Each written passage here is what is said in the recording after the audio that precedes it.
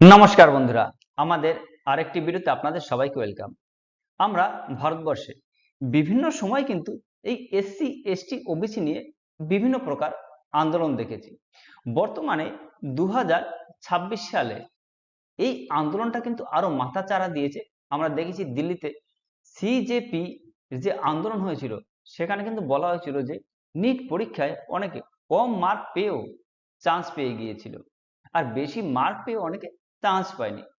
তাহলে এই যে কোটা ভিত্তিক নিয়োগ, এটা সম্পূর্ণরূপে বন্ধ করে দেওয়া হোক, নিয়োগ হোক সম্পূর্ণরূপে মেধার ভিত্তিতে।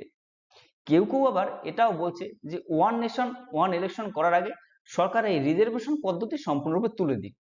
আবার কেউ এটাও বলছে যে যখন 26শে জানুয়ারি 1950 যখন আমাদের সংবিধান কার্যকর হয়, তারপর থেকে কিন্তু এই এসসি এসটি ওবিসির সূচনা হয় এবং বলা হয়েছিল যে 1950 থেকে 1960 অর্থাৎ 10 বছরের জন্য এই যে এসসি এসটি ওবিসি আছে এর রিজার্ভেশন পদ্ধতি থাকবে, মানে কোটা ভিত্তিক নিয়োগ থাকবে।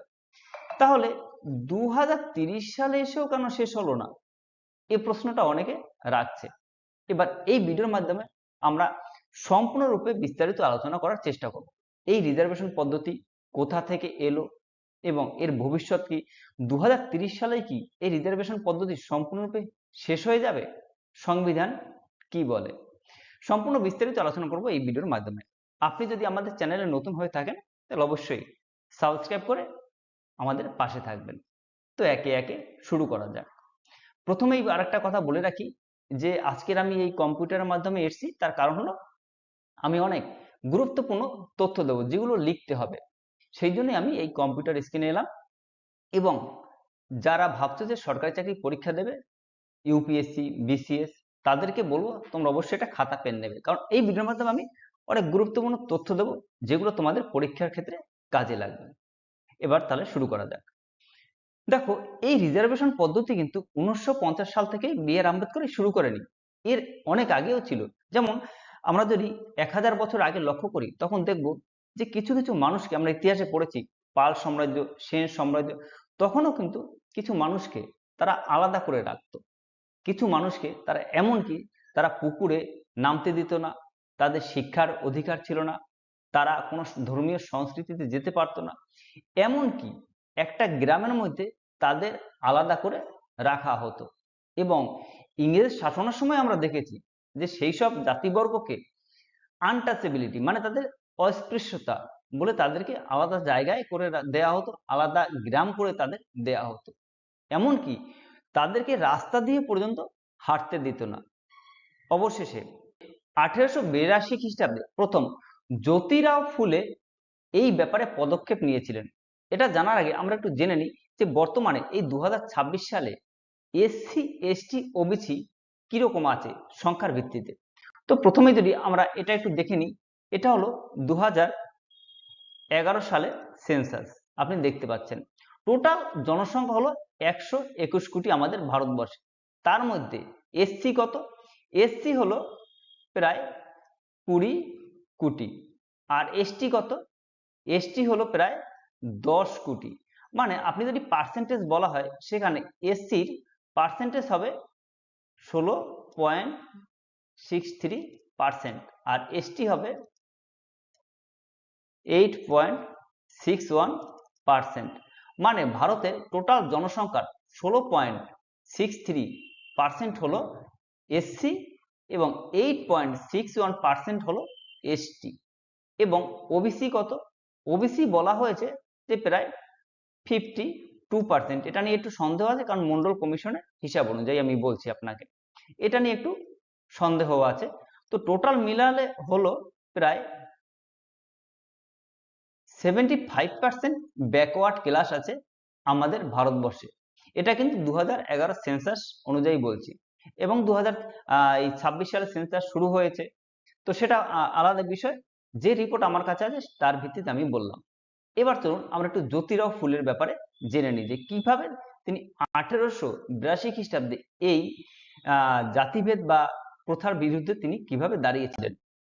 ইনি হলেন জ্যোতিরাও ফুলে, বাড়ি হলো মহারাষ্ট্র। ইনি একদিন রাস্তা দিয়ে যাচ্ছিলেন, যাওয়ার সময় দেখলেন যে একটি বাচ্চা ছেলে সে 8 থেকে 10 বছর বয়স সে কারখানায় কাজ করছে। বাচ্চা ছেলেটাকে তখন তিনি জিজ্ঞাসা করলেন যে তুমি এখানে কাজ করছো কেন? ছেলেটি বলল, কাজ না করলে কি করব, আমাদের তো স্কুলে যেতে দেয় না, আমাদের ধর্মীয় স্থানে যেতে দেয় না, আমাদের কোনো জায়গায় যাওয়ার বারণ আছে, আমাদের পুকুরে জল খেতে দেওয়া হয় না। এইভাবে তিনি তাকে বলল। তারপর এই জ্যোতিরাও ফুলে তিনি গ্রামের কিছু লোক নিয়ে তিনি ইংরেজদের কাছে গেলেন। জ্যোতিরাও ফুলে ছিলেন তখন সেখানের একজন দেশীয় রাজা। ইংরেজদের কাছে গিয়ে বললেন যে এই ছেলেটিকে কেন তার মৌলিক অধিকার থেকে তাকে বঞ্চিত করে রাখা হয়েছে। এটা বলার পরে তিনি বললেন না, এর একটা বিহিত হওয়ার উচিত। এরপরে আমাদের আর একজন মহান যে ছিলেন ছত্রপতি শাহু মহারাজ, তিনি কি করলেন, তিনি প্রথমে দেখলেন যে তিনি রাজকার্য পরিচালনা করতেন, তখন দেখলেন কিছু দলিলপত্র ঘাটতে গিয়ে যে সেখানে কিছু মানুষ যারা পড়াশোনা করে না, কিছু মানুষ যারা চাকরি করে না। অবশেষে তিনি ঘেটে দেখতে পেলেন যে যারা পিছিয়ে পড়ছে যেসব লোক আছে তারা এইসব জায়গায় কেউ নেই। তখন তিনি রাজার কাছে তিনি আরেকটি আপিল করলেন। অবশেষে 1902 খ্রিস্টাব্দে এই জ্যোতিরাও ফুলে তিনি বললেন যে ব্যাকওয়ার্ড ক্লাস যারা আছে তাদের জন্য চাকরি ক্ষেত্রে এবং সব ক্ষেত্রে 50% রিজার্ভেশন প্রথা রাখতে হবে সরকারকে। এটাই হলো ইতিহাসে প্রথম রিজার্ভেশন সিস্টেম এনেছিল। বোঝা গেল? আশা করি একটু বুঝাতে পেরেছি। এরপর চলুন আমরা একটু অন্য দেখে নিই, হিস্ট্রিটা একটু দেখে নিই। দেখুন, ইংরেজদের একটাই নীতি, সেটা হলো যে ভারতবর্ষের মধ্যে নিজেদের মধ্যে এই ভারতবর্ষের জনগণকে যতটা তাদের মধ্যে বিরোধ লাগিয়ে দেওয়া যাবে তাদের শাসন কার্য তত দীর্ঘস্থায়ী হবে। ইংরেজদের উদ্দেশ্য সাধনের জন্য 1905 খ্রিস্টাব্দে লর্ড কার্জন কি করলেন, তিনি বললেন যে এই বাংলা, বিহার, উড়িষ্যা যা আছে এটাকে ভাগ করা হবে। কেন ভাগ করা হবে? কারণ এই বাংলা, বিহার, উড়িষ্যা থেকেই কিন্তু বেশি আন্দোলন হতো। এই জন্য তিনি এই বাংলা, বিহার, উড়িষ্যা এই তিনটাকে ভাগ করলেন এবং বঙ্গভঙ্গ আন্দোলন শুরু হলো সমস্ত ভারতবর্ষে। অবশেষে রবীন্দ্রনাথ ঠাকুর এই বঙ্গভঙ্গ আন্দোলনের জন্যই কিন্তু তিনি রাখি বন্ধন উৎসব পালন করতে বললেন সবাইকে, যাতে জাতি, ধর্ম, বর্ণ নির্বিশেষে প্রত্যেকের মধ্যে ভ্রাতৃত্ববোধ বজায় থাকে। এবং এই ভিডিওটা আমার বাংলাদেশ থেকে যেসব বন্ধুরা দেখছো তাদের জন্য বলছি, বাংলাদেশের জাতীয় সঙ্গীত আমার সোনার বাংলা আমি তোমায় ভালোবাসি, এই গানটি কিন্তু এই বঙ্গভঙ্গ যখন হয়েছিল সেই 1905 খ্রিস্টাব্দে লিখেছিলেন রবীন্দ্রনাথ ঠাকুর। পরে বাংলাদেশ স্বাধীন হওয়ার পরে বাংলাদেশ সেই গানটি জাতীয় সঙ্গীতের মর্যাদা লাভ করে। এরপর কংগ্রেসের, দেখুন ইংরেজদের কি বুদ্ধি, দেখলো কংগ্রেসের নরমপন্থী এবং চরমপন্থীদের মধ্যে বিরোধ লাগিয়েও এই বঙ্গভঙ্গ আন্দোলন দমন করা যাচ্ছে না। অবশেষে এই ইংরেজরা মুসলিমদের বলল যে দেখো তোমরা একটা কাজ করো, এই কংগ্রেসের মধ্যেই যারা হয় সভাপতি তাদের হাতেই কিন্তু বেশি ক্ষমতা থাকে, তোমাদের তো সেরকম কোনো ক্ষমতা দেয়া হয় না। এই বলে মুসলিমদের উস্কে দিলেন। অবশেষে মুসলিমরা ভাবলো হ্যাঁ ঠিকই বলেছে। অবশেষে 1906 খ্রিস্টাব্দে মুসলিম লীগের গঠন হয়। কোথায় হয়? ঢাকায় 1906 খ্রিস্টাব্দে মুসলিম লীগ গঠন হয়। তাদের কি দাবি? তাদেরকে বলে যে তোমাদের যারা মুসলিম ভাইরা আছো তারা মিলে একটি রাজনৈতিক দল গঠন করো, তোমাদের আলাদা দল হবে, তোমাদের আলাদা নেতা হবে, তোমাদের যারা ভোট দেবে মুসলিমরাই কেবল মুসলিমদের ভোট দেবে এবং মুসলিমরাই নেতা হবে। এই অফার দিল ইংরেজরা মুসলিমদের। আপনি ভাবতে পারেন যে এর সাথে এসটি এসসি সম্পর্ক কোথায়, আমি আসছি, একটু ধৈর্য ধরে শুনুন। এবার কি হলো, এই মুসলিম লীগ গঠন হলো। 1909 খ্রিস্টাব্দে আবার মোয়াল্লে মিন্টো সংস্কার হলো। সেখানে কংগ্রেসের দুটো ভাগ ছিল, একটা নরমপন্থী, চরমপন্থী। তারাও বলল যে এই মুসলিমদের জন্য আলাদা একটি ইলেকটোরাল গঠন হোক। এই আদেশটা কিন্তু 1909 খ্রিস্টাব্দেই মোয়াল্লে মিন্টো সংস্কারের মাধ্যমেই এসেছিল, 1909 খ্রিস্টাব্দে। 1908 খ্রিস্টাব্দে আমাদের মহান নেতা ক্ষুদিরামের ফাঁসি হয়েছিল। এবার এর ফলে এই খবর কার কাছে পৌঁছে যায়? VR আম্বেদকরের কাছে। তিনি ভাবলেন যে এই বাংলায় যেখানে 20% তখনকার 20% ছিল মুসলিম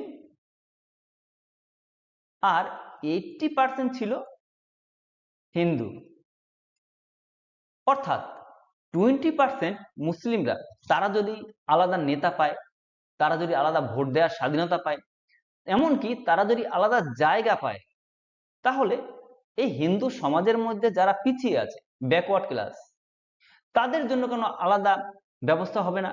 তাদের জন্য কেন আলাদা রিজার্ভেশন হবে না?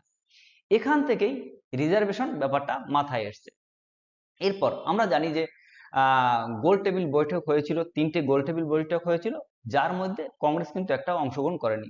অবশ্যই থার্ড যে গোল টেবিল বৈঠক হয়েছিল সেখানে আমাদের BR আম্বেদকর স্যার তিনি একটি প্রস্তাব দিলেন ইংরেজকে, যে দেখুন এই মুসলিম লীগদের জন্য তো তাদের জন্য তো সবকিছু মেনে নেওয়া হয়েছে, তাদের আলাদা দেশ গঠন করার দেওয়া হয়েছিল, তাহলে হিন্দুদের যারা পিছিয়ে আছে, পিছিয়ে পড়া জাতিবর্গ, তাদেরকে কেন সুযোগ সুবিধা দেওয়া হবে না?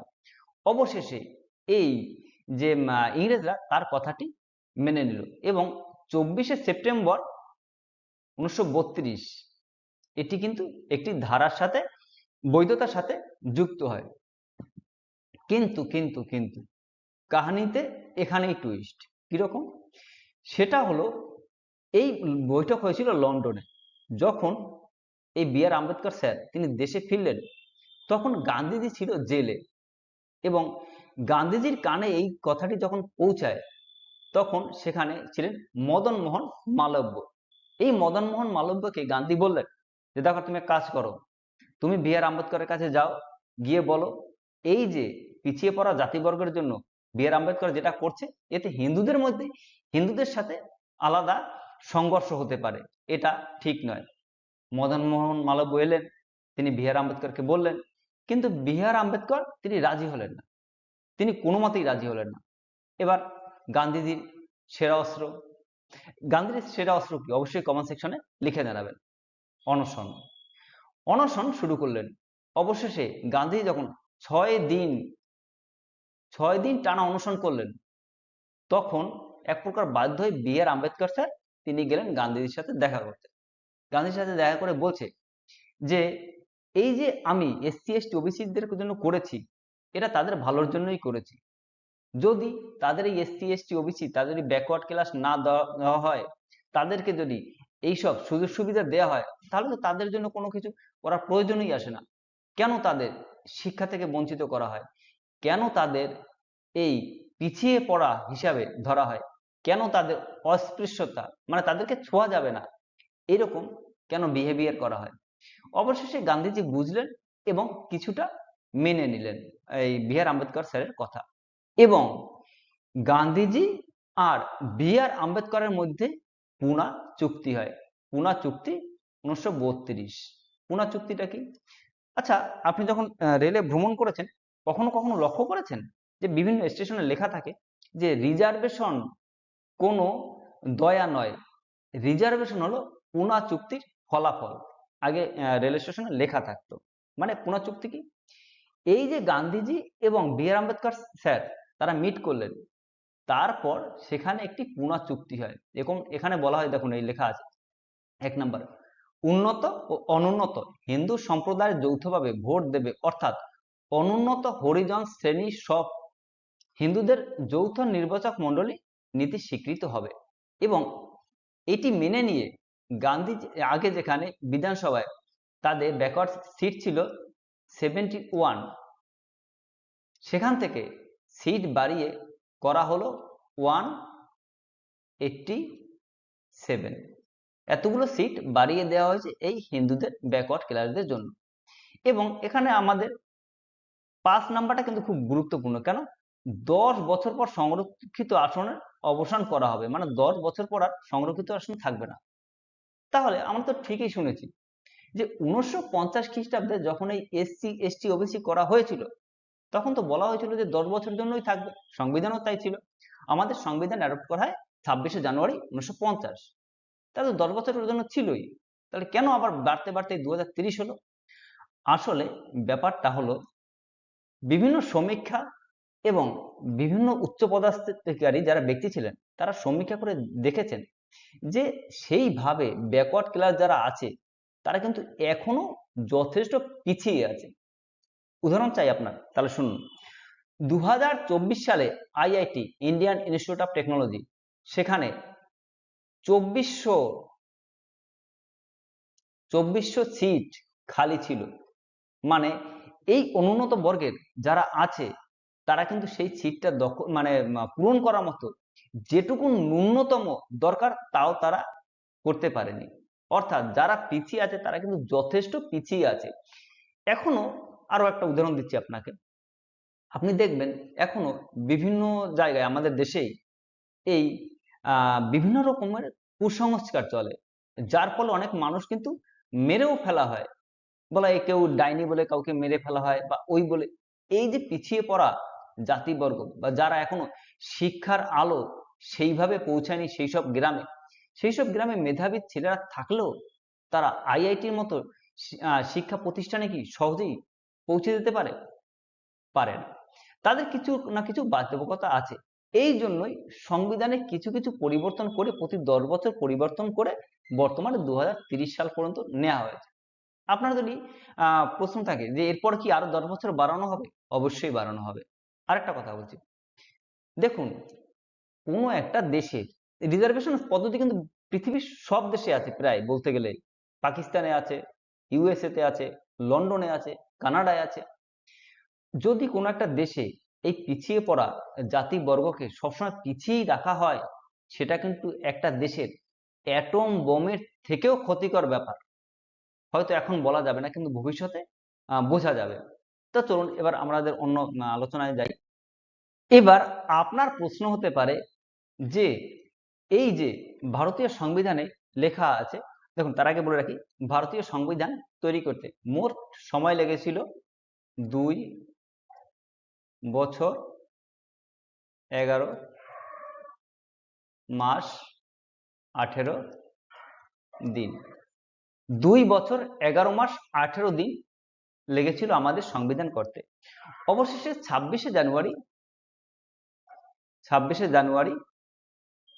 1950 আমাদের সংবিধান অ্যাডপ্ট করা হয়। এবং এবার আপনার যদি প্রশ্ন হয় যে এই সংবিধানে আর্টিকেল 14 যেখানে ছিল সেখানে তো বলা হয়েছে যে প্রত্যেক ব্যক্তিকে তাদের এই দেশের মৌলিক অধিকার সমান দিতে হবে, অর্থাৎ প্রত্যেক ব্যক্তিকে সমানভাবে দেখা হবে।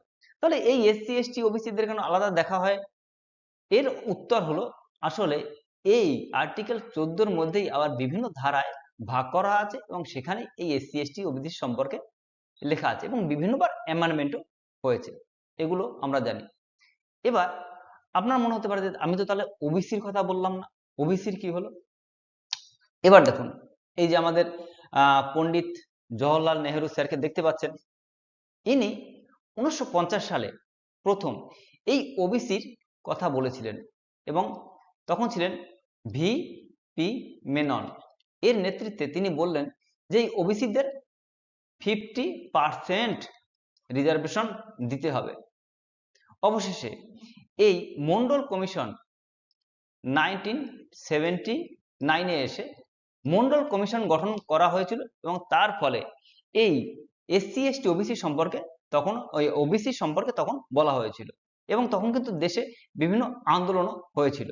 1979-এই বলা হয়ে থাকে যে এই ওবিসিদের চাকরির ক্ষেত্রে 27% সংরক্ষণ দেয়া হোক এবং 1990 সালে প্রধানমন্ত্রী ভিপি মেননও কিন্তু তিনি বিভিন্ন উল্লেখযোগ্য এই বার্তা দিয়েছিলেন 1990 খ্রিস্টাব্দে এবং সেই নিয়ে তখনকার দিনে কিন্তু বিভিন্ন প্রকার আন্দোলনও হয়েছিল। এবার কথা হলো যে এই রিজার্ভেশন প্রথা কি ঠিক? দেখুন আমি আপনাকে একটি ছোট্ট উদাহরণ দিচ্ছি, যদি ভালো লাগে তাও আমার কমেন্ট সেকশনে জানাবেন, যদি খারাপ লাগে তাও আপনি কমেন্ট সেকশনে জানাবেন।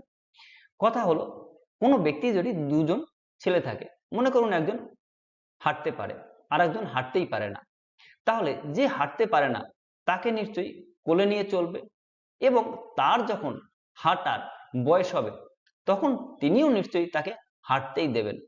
অর্থাৎ যে এই ব্যক্তির দুজনেই কিন্তু তার সমান প্রিয়, অর্থাৎ যে ছোট আছে তাকে সেই পর্যায়ে নিয়ে গিয়ে তাকে সাধারণত তাকে নিজ পায়ে যাতে সে দাঁড়াতে পারে সেই ব্যবস্থাটা অন্তত তার যে অভিভাবক থাকে তাকে করে দেওয়া উচিত।